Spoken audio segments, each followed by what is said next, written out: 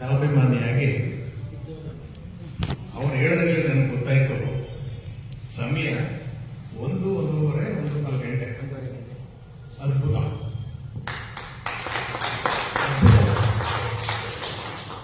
ನಿಮ್ಮ ನಟನೆಯನ್ನ ಸೂಕ್ಷ್ಮ ಕಣ್ಣಿನ ಗಮನಿಸಿದಾಗ ಉತ್ತಮ ಕಲಾವಿದರ ಲಕ್ಷಣ ನಿಮ್ಮಲ್ಲಿದೆ.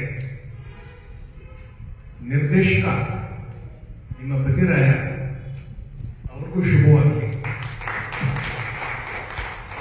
ನಾಟಕದ ತಿರುಳು ಅದ್ಭುತವಾಗಿ ಪ್ರಚಲಿತವಾಗಿ ಈ ಧರೆ ಮೇಲೆ ಏನ್ ನಡೀತಾ ಇದೆಯೋ ಅಂದೇ ನಡೆದಿದೆ.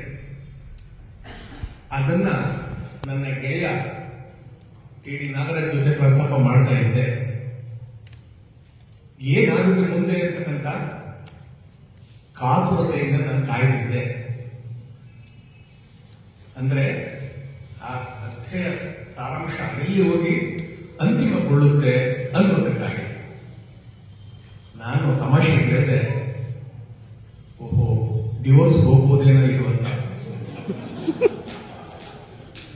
ಪ್ರಚಲಿತವಾಗಿ ಅದು ನಡೀತಾ ಇಲ್ವಾ? ನನ್ನ ಮನಸ್ಸಿನಲ್ಲಿ ತಾಕಲಾಟ ಅದಿತ್ತು. ಆದರೆ ದೀಪವನ್ನ ನಂದಿಸಿ ನಾಟಕವನ್ನ ಅಂತಿಮಗೊಳಿಸಿದ್ದಾರೆ.